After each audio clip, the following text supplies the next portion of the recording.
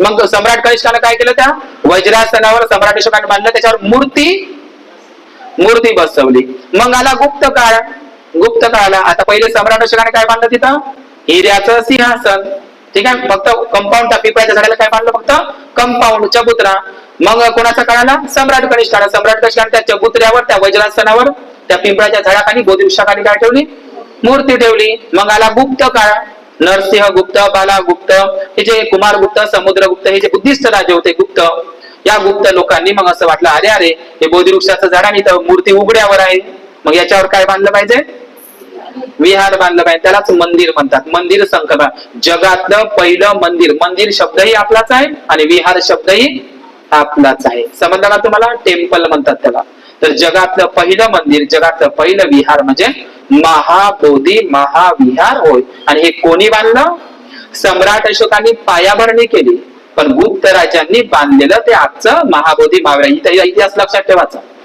आपण काय म्हणतो, सम्राट अशोकाने, हो सम्राट अशोकाने त्याची पायाभरणी केली, पण आजचं जे महाबोधी महाविहार दिसते, कोण बांधलेलं आहे ते, गुप्त राजांनी 6व्या 7व्या शताब्दीमध्ये युआन शांग, फाहियान, इसिंग, हायचो यांनी ते विहार पाहिलं होतं.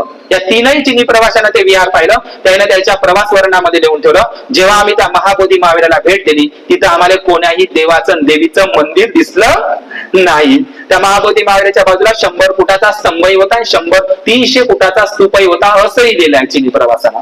सम्राट कनिष्काची ती राजधानी होती, म्हणजे सम्राट अशोकाची राजधानी होती, प्रांतिक राजधानी, आणि कुमारदेवी बौद्ध राणीचं इथे माहेर होतं, असंही वर्णन आहे. समजलं का तुम्हाला? मग आजचं जे महाबोधी महाविहार आहे हे कोण बांधलेलं आहे, गुप्त राजांनी.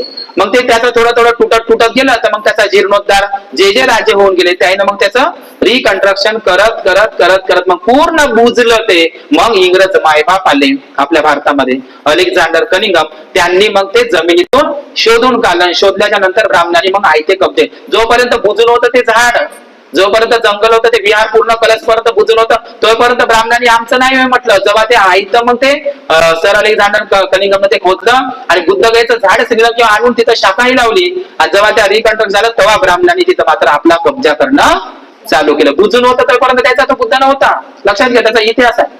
समजलं का तुम्हाला?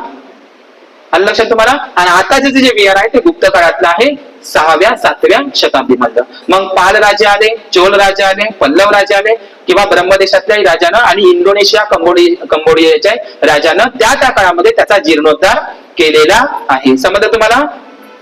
कोणाची गोष्ट सांगतो मी तुम्हाला? बुद्धाच्या विहाराची. तर ते जे विहार बांधलेलं आहे ते नागर शैलीमधलं आहे. नाग लोकांची नागर शैली.